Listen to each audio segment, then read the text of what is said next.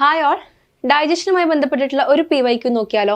Question ഇങ്ങനെയാണ്: sodium glucose transport across the membrane of small intestine is an example of. നമ്മുടെ small ഇൻറ്റസ്റ്റൈനിൽ കാണുന്ന sodium glucose transporter എന്ന് പറയുന്നത് എന്തിന്റെ എക്സാമ്പിൾ ആണെന്നാണ്.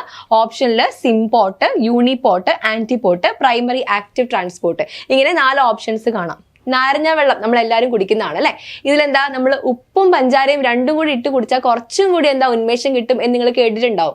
അത് എന്തുകൊണ്ടാണ്? നമ്മുടെ സ്മോൾ ഇൻറ്റസ്റ്റൈനിൽ ഗ്ലൂക്കോസിനെ ട്രാൻസ്പോർട്ട് ചെയ്യണമെങ്കിൽ അതിൻ്റെ ഒപ്പം എന്താണ്, സോഡിയം അയോണും കൂടി ഉണ്ടെങ്കിൽ കുറച്ചും കൂടി എളുപ്പം നമ്മുടെ സ്മോൾ ഇൻറ്റസ്റ്റൈനിലേക്ക് ഗ്ലൂക്കോസിനെ അബ്സോർബ് ചെയ്യാൻ പറ്റും എന്ന് നമ്മൾ കേട്ടിട്ടുള്ളതാണ്. അപ്പൊ അതെന്താണ്, രണ്ടും സെയിം ഡയറക്ഷനിലേക്കാണ് പോകുന്നത്. സോ ആ ഒരു ട്രാൻസ്പോർട്ടിനെ നമ്മൾ സിംപോർട്ട് എന്നാണ് വിളിക്കുന്നത്.